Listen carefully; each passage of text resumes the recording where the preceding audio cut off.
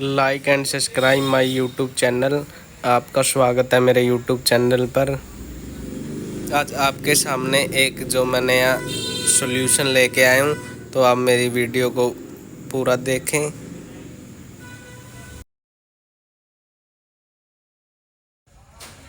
तो आज मैं लेके आया हूँ आपके लिए Vivo Y21, जिसमें जो डिस्प्ले की लाइट और उसके ग्राफिक जो उसमें प्रॉब्लम हो जाती है, तो उसका मैं सॉल्यूशन लेके आया हूँ। ये मेरे पास है डिस्प्ले का कनेक्टर, जहाँ से हम वैल्यू चेक करेंगे। यहाँ जो 3 लाइन है, ये लाइट सेक्शन के लिए है। LED A, LED K और CABC जो तीनों लाइन है, हम इनको चेक करेंगे स्टेप वाइज। और हम इनका जो यदि हमारे पास लाइट के लिए कोई प्रॉब्लम आई, जैसे कि जो फ़ोन में लाइट नहीं आ रही है Vivo Y21 में, तो हम इन जो पिनों पर ध्यान देंगे और इनों की वैल्यू चेक करेंगे। और हम यह भी चेक करेंगे क्या यह फिजिकल डैमेज है, क्योंकि कई बार क्या होता है, जो वाटर डैमेज होता है तो उसकी वजह से जो यह पिन जो ख़राब भी हो जाती है, टूट भी जाती है। तो हमें यह सबसे पहले चेक करना है।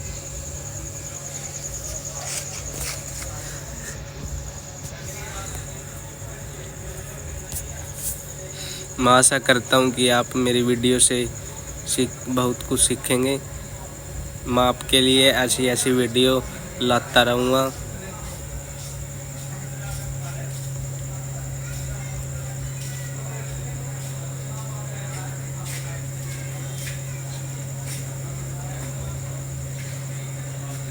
जब भी हम फोल्डर लगाते हैं नया या कभी कभी उतारते हैं, तो सबसे पहले हमें जो बैटरी का जो पत्ता निकालना चाहिए, तब जो डिस्प्ले का पत्ता उतारना चाहिए। कई बार क्या होता है, कई टेक्नीशियन जो भाई है वो पहले डिस्प्ले का उतारते फिर बैटरी का, तो उससे क्या होता है जो इसमें दिक्कत आ जाती है। तो मैं बात करूं लाइट IC की, तो यह जो CPU और eMMC है उसके साइड में ही है। यह 6 पिन की जो IC है।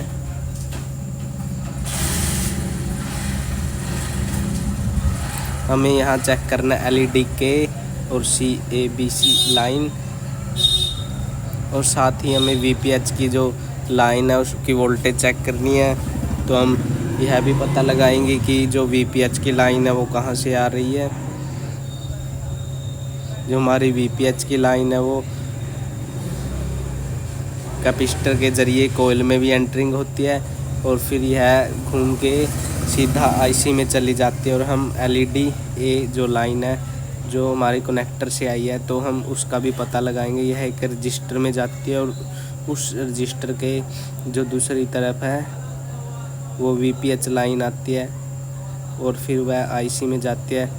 मेरी IC है जो लाइट IC Vivo Y21 की, इसकी जो 2 लैग है आप देख सकते हो, तो वह ग्राउंड है, और जो 4 जो इसकी पिन है वो वर्किंग है। यदि हम VPH लाइन की बात करें, तो यह चार्जिंग IC से आती है। यह उसकी 4 पिनों से कनेक्ट है, और फिर एक कैपेसिटर पे जाती है, और फिर एक कोयल पे, और फिर यह IC में एंटर करती है कुछ कंपोनेंट की हेल्प से। तो हमें इस लाइन पर भी ध्यान देना है।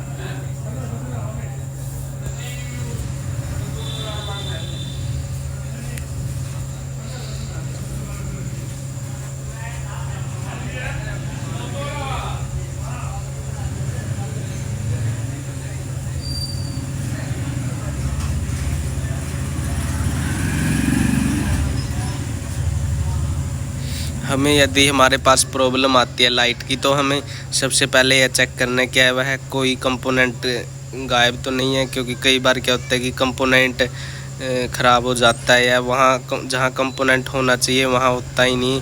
तो हम उस समस्या को भी पहले देखेंगे, क्योंकि फिज़िकली देखना सबसे ज़रूरी होता है। और यदि बात करूँ मैं ग्राफिक की, तो ग्राफिक IC भी जो लाइट IC है उसके साइड में है, तो हम उसके बारे में अब देखेंगे।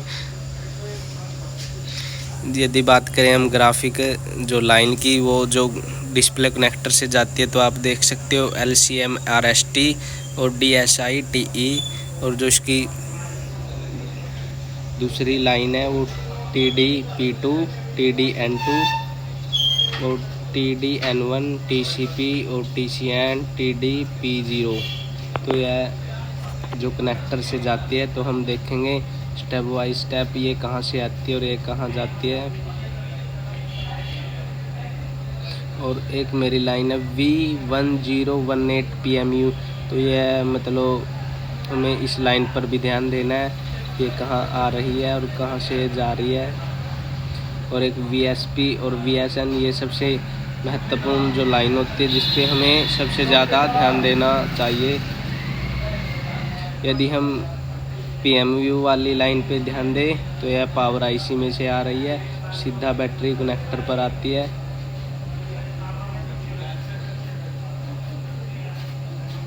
इसमें जो पावर IC है वो मीडियाटेक की लगी हुई है।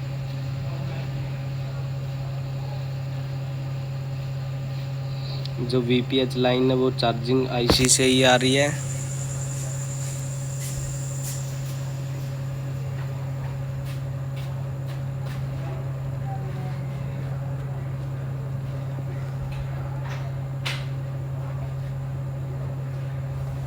जो हमारी VPH लाइन है वो चार्जिंग IC से आ रही है। ये सीधा जो IC में जा रही है हमारी ग्राफिक IC है, जो लाइट IC के बिल्कुल साइड में है। यह 15 वोल्ट की एक छोटी IC है जो कि कोयल से जो VPH लाइन कॉन्टैक्ट है, और इसमें एक VCN लाइन आ रही है, और VSP और VSN जो कि डिस्प्ले का कनेक्टर है उससे आ रही है। तो हमें इन पे वैल्यू चेक करनी है। जो VPH है वही हमारी जो चार्जिंग IC के 4 पॉइंट से कनेक्ट लाइन है हमारी। यहाँ जो IC को वोल्टेज मिलती है जिससे IC प्रॉपर वर्क करती है।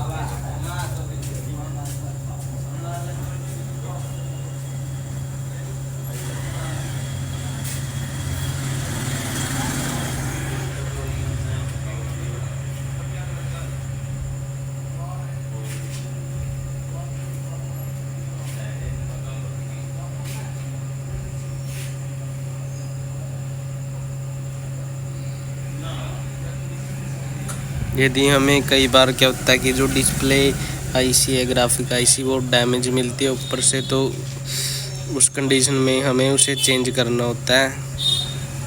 वो कई बार जो कंपोनेंट नहीं होते जिसकी वजह से लाइन ब्रेक हो जाती है, तो हमें वह भी ध्यान देना होता है कि क्या जो कंपोनेंट वह अपनी जगह पे है। क्योंकि यदि जो लाइन में जो कंपोनेंट प्रॉपर मिलेंगे या वो सही होंगे तभी वह काम करेगी। जो ग्राफिक